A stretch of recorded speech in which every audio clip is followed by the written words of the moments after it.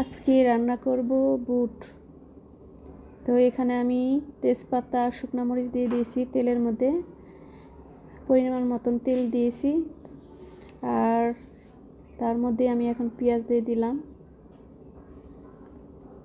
তো পেঁয়াজটা হালকা ভেজে তারপর দিয়ে দিব আলু। আমি একটু আলুও দিব, আর কেউ যদি মন না চায় আলু নাও দিতে পারো।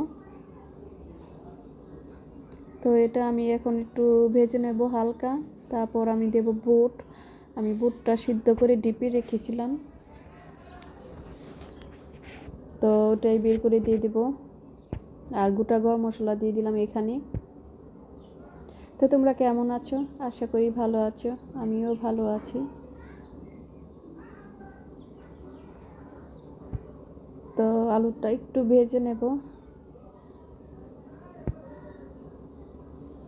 বুট সিদ্ধ করা থাকলে তাহলে রান্না করতে অনেক সুবিধা হয়, একদম তাড়াতাড়ি রান্না হয়ে যায়। আর বুটটা মানে ভিজিয়ে সিদ্ধ করাটা ওটা একটু ঝামেলা বেশি লাগে। তো আমি বের করেছি, গলেও নাই, এখন চুলায় দিয়েছি, গলে যাবে।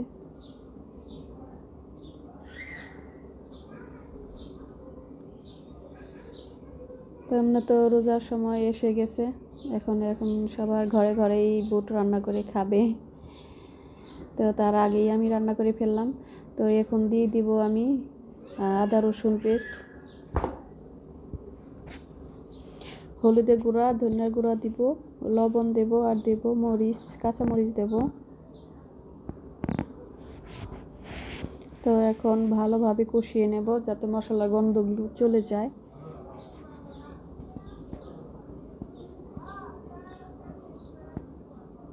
তো আসলে দিনের বেলা ভয়েস দিতে গেলে একটু সমস্যাই হয়, তো বাইরের শব্দগুলো আসে। তো এই যে দেখো, ভালোভাবে কষিয়ে তারপর আমি জল দিয়ে দিব। বেশি জল দেব না, অল্প।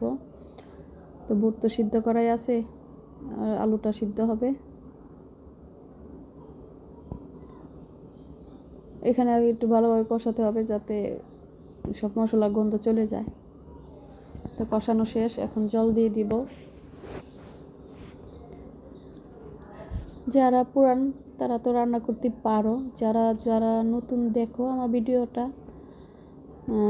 তারা এইভাবে রান্না করে খেয়ে দেখো, ভালো হয়। ভুট্টা রান্না কিন্তু অনেক মজা হয়েছিল, মানে খুবই মজা হয়েছিল।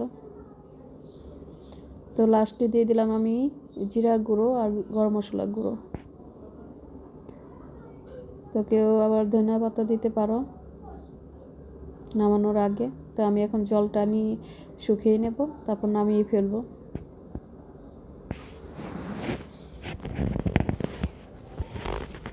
এই যে রান্নাটা শেষ। তো তোমরা ভালো থেকো, সুস্থ থেকো।